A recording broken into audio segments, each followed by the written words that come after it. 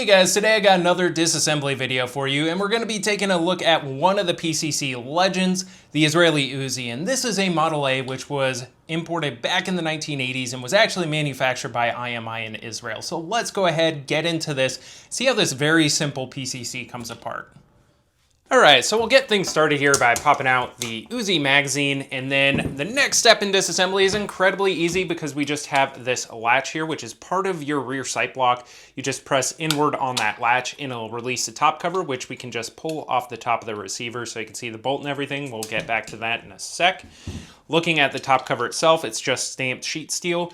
And then this is, of course, a closed bolt semi-automatic Uzi, so it does not have the ratcheting safety mechanism built into the top cover that the full auto open bolt ones do. But of course, this just has a return spring and then your non-reciprocating charging handle.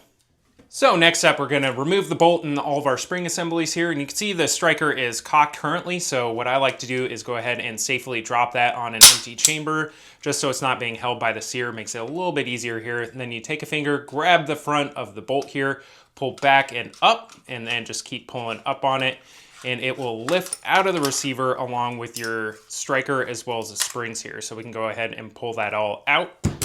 To remove your striker, you just pull it right out the back of the bolt there, and same with the recoil spring, that's just going to come straight out.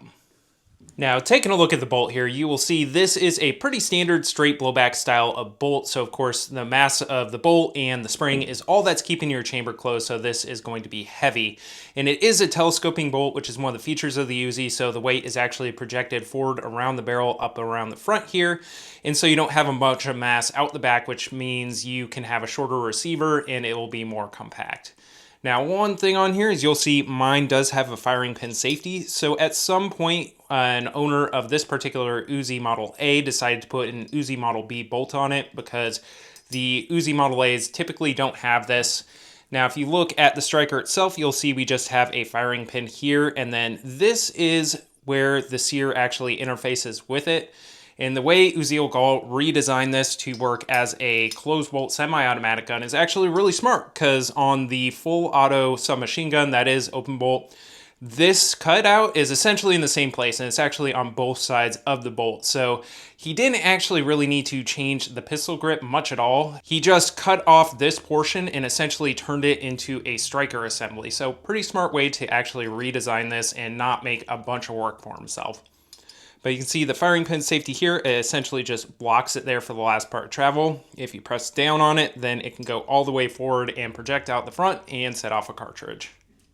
Now, just coming back to the receiver, you'll see we have one more bit in the back here, and this is particular to the semi-auto Uzis. The full auto open bolt ones don't have it, but this is actually just a rubber buffer, and it has some cutouts in here to keep the various springs in there, and then it also has this cutout in the side.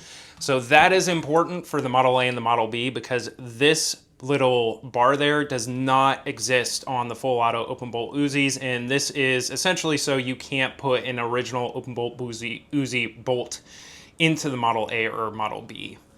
Now, removing the barrel, you can see it right here, is incredibly easy. We just have this ratcheting latch here at the front, so you just have to press in on that, and then your barrel nut you can spin all the way off, take it off the front here, and then you can just pull out this massive 16-inch barrel, which is always hilarious in the Model A and the Model B. Barrel itself, good quality, nothing too crazy with it. It's just a standard 9mm barrel. And then coming back into the receiver itself, you can see we actually have the feed ramp right here, which is a separate part. And other than that, this is essentially just a front trunnion that actually holds the barrel in, and then a bunch of stuff welded on the inside. This is your ejector here. This is another difference on the Model A and Model B, and on the Model B, this actually has a bit of a cut at the back, which is actually meant to interface better with the firing pin safety that they have on the Model B. This one doesn't have that, so that might be something I need to take a look at swapping out in the future. So next up, we'll go ahead and take off the grip as well as the firing assembly here, and it's just held in with this one pin. Now, heads up, mine is incredibly tight on here, so just need to take a mallet to get things started.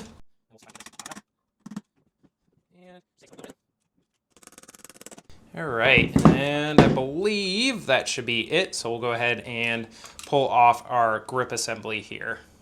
And here's a grip with all of your fire control things here. So both of these are going to be the sears, although on the semi-auto ones, only this left one or the right one is going to interface with your striker assembly. So the safety here, you can see when I press it forward, it just moves the bar here, which unblocks the bottom of the sear. And it does essentially the same thing over here for your grip safety. When you press that forward, that essentially allows the sear to drop. Now in semi-auto, it will pull down on both when I have the grip safety depressed, both of those until it eventually releases that striker assembly and allows it to go forward and set off a cartridge.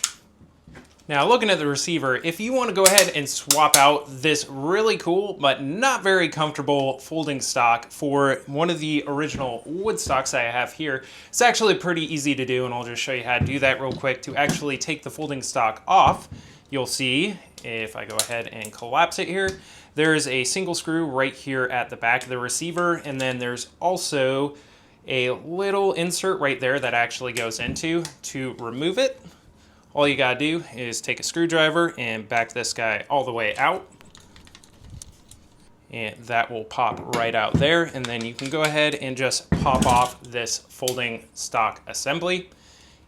And we'll go ahead and set that aside and come back to the receiver here. You'll see you have that insert in the back, and it will go ahead and just fall right out the receiver. And then the stock here is almost like a old Thompson stock, like a 1928 in a lot of ways. You have just a latch here, and that pulls down on this locking mechanism, which goes into this hole in the back here. So, and this just adds a little bit of pressure, so it makes it lock up nice and tight. But essentially all you gotta do is press that on there, and there you have a full wooden stock on your Uzi. All right guys, and there is the Uzi Model A fully field stripped, and as you can see, there isn't a ton of stuff going on with it. But thank you for checking out the video. Please also check out the first look on the Uzi Model A, and eventually I'll also have the full review coming out on it. So thank you for watching the channel, and I will see you in the next video.